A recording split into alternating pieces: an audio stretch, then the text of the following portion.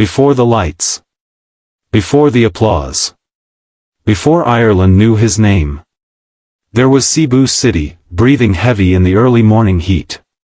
The sun had not yet risen, but the streets were already awake. Jeepneys coughed black smoke into the air like tired old men who had worked too long and slept too little. Vendors pushed carts with squeaking wheels, calling out prices that barely fed their families. Stray dogs searched garbage piles with the same hunger that lived permanently in human eyes.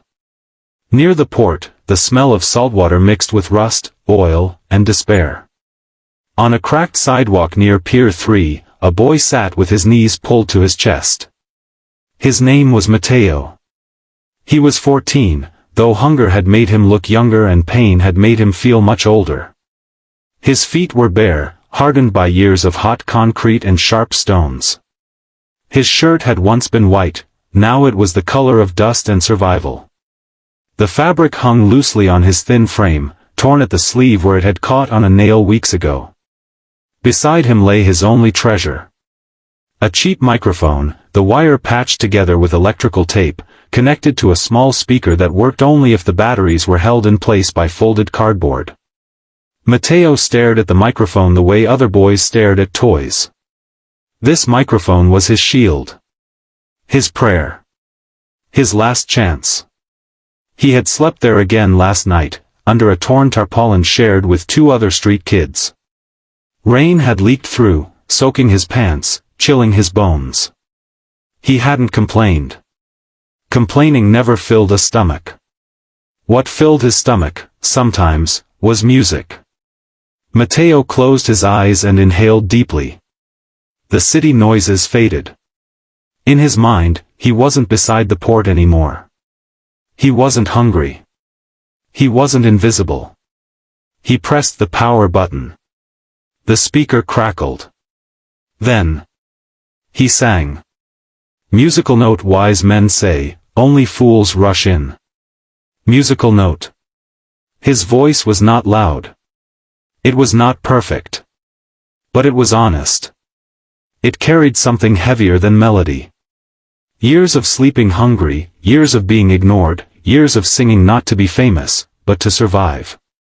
People passed. Most didn't stop. A fisherman slowed, listened for 5 seconds, then moved on. A woman glanced, softened for a moment, then hardened again. Life didn't allow softness for long. A child stopped, wide-eyed, until his mother pulled him away. Matteo kept singing anyway. He always did. Because sometimes, someone stopped. Sometimes, someone cried. Sometimes, someone dropped a coin. And sometimes, very rarely, someone said, "You sound like Elvis." That name had changed his life. He didn't know who Elvis was at first. A foreign dockworker once played an old song on his phone while Matteo sang. When Matteo copied the voice, the man froze. "Kid, you sound like the king." That night, the man played Elvis Presley songs for hours. Matteo listened like a starving man given bread. The pain. The soul. The loneliness wrapped in velvet sound. From that night on, Elvis became his shadow. Matteo sang Elvis not because it was famous, but because Elvis sounded like someone who understood being alone. The journey no one saw. Months later, a miracle arrived wearing an ordinary face. A local volunteer filmed Matteo singing near the port. The video was shaky, the sound imperfect, but the emotion punched through the screen. Someone shared it. Then someone else. Then a talent scout saw it. When the scout told Matteo about Ireland's Got Talent, Matteo didn't understand. "Ireland?" he asked softly. "Is that far?" The scout paused. "Yes," he said. "Very far." Matteo nodded slowly. Far was normal for him. Everything good had always been far. Getting a passport took weeks. Forms Matteo couldn't read. Fingerprints taken, hands that had never held anything valuable. Clothes borrowed. Shoes donated, 2 sizes too big. The night before leaving Cebu, Mateo returned to the port. He sang one last time. This time, people stopped. Coins filled the ground.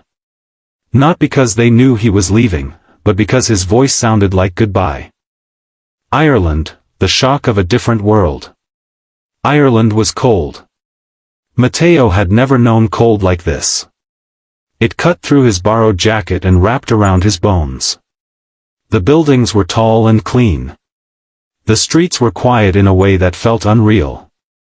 At the Ireland's Got Talent studio, Mateo stood backstage, clutching his microphone, allowed on stage by special permission. Around him were contestants with stylists, vocal coaches, confident smiles. Some laughed loudly. Some practiced runs.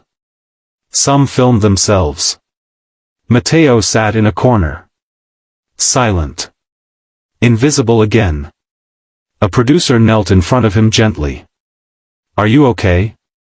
Mateo nodded, though his hands were shaking. When the stage manager called his name, his heart nearly stopped. "Mateo, you're next." He stood slowly. Every step toward the stage felt like stepping off a cliff. The moment before history. The curtain was closed. Behind it, the audience murmured. Mateo could hear the judges' voices faintly. He knew one name. Simon Cowell. The man everyone feared. The man whose face could destroy dreams with one sentence. Mateo whispered a prayer, not for winning. Just for strength. The curtain opened. Lights exploded. Mateo froze.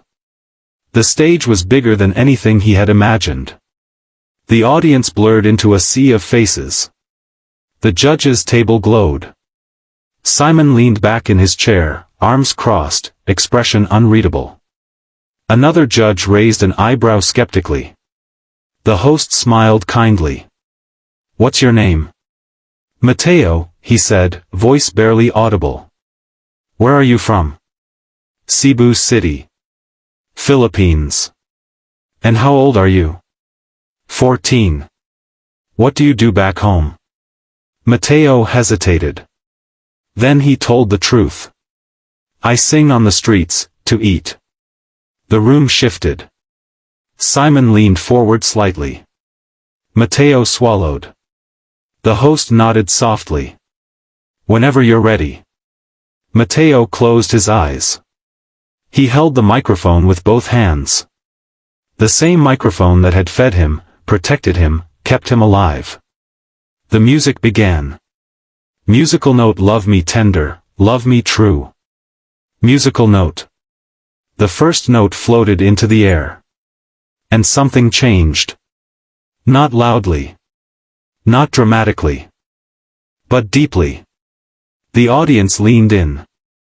Simon uncrossed his arms. Mateo sang not like a boy copying Elvis. But like a child who had lived every word. His voice cracked, not from weakness, but from truth. And before anyone realized it, Ireland was no longer listening to a poor Filipino boy. They were listening to pure soul.